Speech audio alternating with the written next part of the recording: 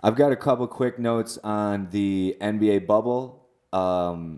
So today, Sunday, literally right before we got here, my Celtics took a thriller over the Blazers after the Blazers were down 24 points. Celtics came back. Jason Tatum cut his hair because it was really long, and he went like 2 of 15 last first game. He cut his hair and he had 31 points. Gordon Hayward has a sweet mustache. The Spurs and the Grizzlies had a crazy game. This dude, Ja Morant, he's a rookie still technically because this is still the same year. He's had like multiple incredible dunks. The basketball so far has been like very high octane despite the circumstances. I'm a little worried about the teams like going into sort of a burnout because they're Okay, literally going to yeah. be there till October, and all of these games are being televised. So for the viewers and for the top of the Illuminati pyramid, it's definitely successful so far. It's definitely a great distractor. But I wrote a blog over the quarantine about how like we need football. But if we can't have football, at least we have this. So that's cool. Going back to a couple more updates, the Lakers got beat by the Raptors. They looked a little bit tired from their victory over the Clippers a few nights prior, which was like one of the biggest opening games because the Clippers are nasty. Clippers were the Buffalo Braves, right? Yeah, and that's actually Kawhi Leonard jerseys in the Buffalo Braves thing have been like I've seen a few of them around Buffalo, and that's pretty cool. Yeah, that is cool. I wish we had a MLB team and an NBA team here. I've been saying for a few years like we could have an NBA team, I feel, but Yeah, they could play at the arena, dude. the problem is like then I look at the Cavs and like without LeBron they've been trash. But yeah, to get back into it and wrap that, basically the Pelicans, Zion Williamson, he's this incredible rookie. He's like kind of a LeBron-esque style athlete. They got kind of took one on the chin from the Clippers, who came back strong from the Lakers game. But the Raptors beat the Lakers last night. Raptors, it was their first game. They looked very fresh. The Thunder, actually, with Chris Paul, looked very impressive over the Jazz, who were missing Boran Bogdanovic, which seems to be a bigger loss than it was looking like it was going to be.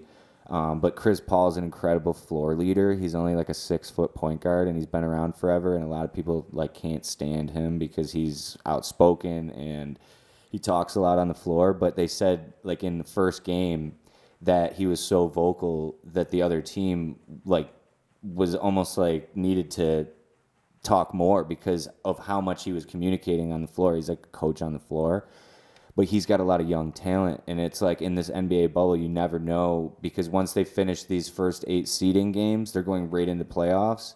So it's going to be an absolute shit show, and it's going to be really cool, like kind of like March Madness-esque.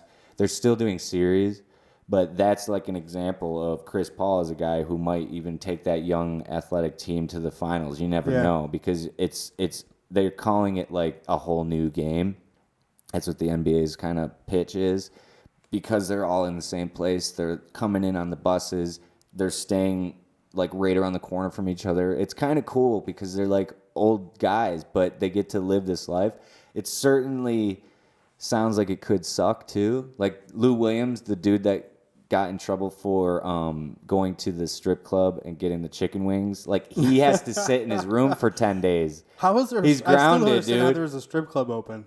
I know, he's grounded. Oh my God, I was thinking about that. And over quarantine, I have to find the picture. But there was this absolutely savage strip club in Oregon that was doing a drive-through, and there was these crazy lights, and all the girls had gas masks on, and they're on the sides because it was during the beginning of COVID. And it was fucking wild, dude. That was a movie scene. That was like a end of days scenario that really happened. I saw That's it with my awesome. own eyes when everyone didn't know what was going on in the world. After I was listening back to our first episode to see how shitty I did. But when you said that, I immediately thought of that shot. I got to find it and get it to you so you could see it. Maybe we'll put it up. But again, to wrap, Rockets had a crazy game versus the Mavs, 153 to 149 in overtime. James Harden is just an absolute savage. He's the guy with the beard. You've probably seen him. Oh yeah, everybody knows James Harden. They're I've never seen the video about him, about like how lazy he is. He doesn't do like defense or anything. That was his knock, and he's sort of come out of that. They also now they play a style that is extremely unique, and it's sort of the new way of basketball where they're playing small. They don't even like really have a center, so that's also interesting in this format. How that's going to fare. They have Russell Westbrook, who's an incredible athlete. Also, there's always a Westbrook. There's so many Westbrook athletes. Yeah, there is a lot of Westbrook. MMA fighter. Yeah, football players.